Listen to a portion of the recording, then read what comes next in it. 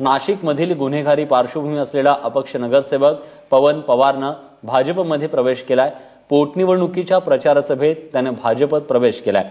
नाशिकच्या आगामी महापालिका निवडणूक डोळ्यासमोर ठेवून भाजपनं पवन पवारला पक्षात घेतलाय। पवन पवार याच्यावर पोलीस कृष्णकांत बेडवे यांच्या हत्याकांडातील प्रमुख आरोपी आहे।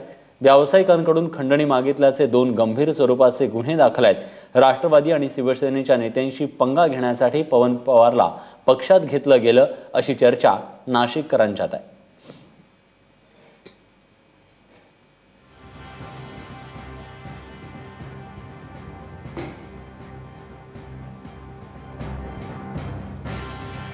नगरसेवक पवन पवारवर अनेक गंभीर गुन्ह्यांची नोंद झालेली आहे। त्याच्या गुन्हेगारी पार्श्वभूमीबद्दल आपण पाहतोय। पोलीस कृष्णकांत बेडवे यांच्या हत्याकांडातला हा प्रमुख आरोपी आहे।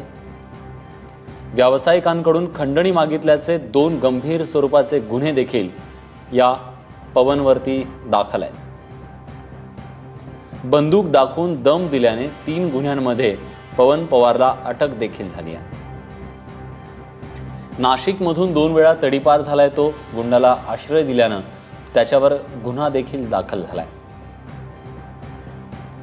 दुहेरी हत्याकांडातल्या आरोपींना मदत केल्यानं एसपींकडून त्याच्यावर कारवाई केली होती। पोलीस कृष्णकांत बेडवे हत्याकांड प्रकरणी मोक्का अंतर्गत त्याच्यावर गंभीर अशी कारवाई देखील सुरू आहे।